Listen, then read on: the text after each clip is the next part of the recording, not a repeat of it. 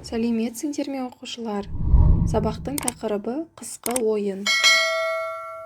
Жаңа сөздер: шана, шаңғы,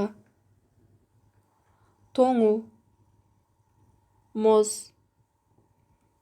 аққала, қырау.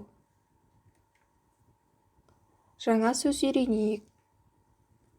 Шана, шаңғы, аққала, мұз, қырау.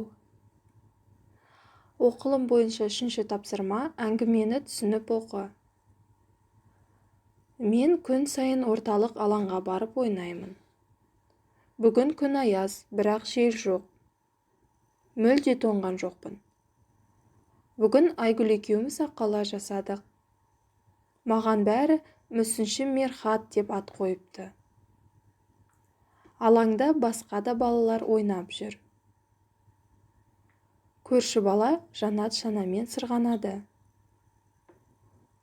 Ал Қанат мұз қалашықтың қасында конькимен сырғанап жүр. Айгүлдің де коньки тепкісі келді. Оның аяздан беті қып-қызыл. Көрші әжей де таза ауада серуендеуге шығыпты. Әжей балаларға қызықтап қарап тұр. Алаңда уақыт тез өтеді, әрі көңілді болады. Алаңда ешкім тоңбайды. Әңгіменің орысша нұсқасы. Жазылым бойынша 4-ші тапсырма: сөйлем құра. Айша мен Самат аққала жасады. Мақсат пен Қайрат шанамен сырғанады. Мен бүгін мұзда да, сырғанақта да сырғанадым.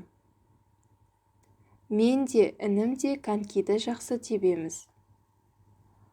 Асқар да Берік те төбешіктен шанамен сырғанап жүр.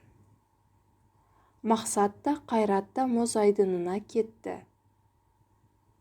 Бүгін күн аяз, әрі жел соғып тұр. Ертең күн суытады және қар жауады. Сөйлемдердің орысша нұсқасы. Назарларыңызға рахмет, сау болыңыздар.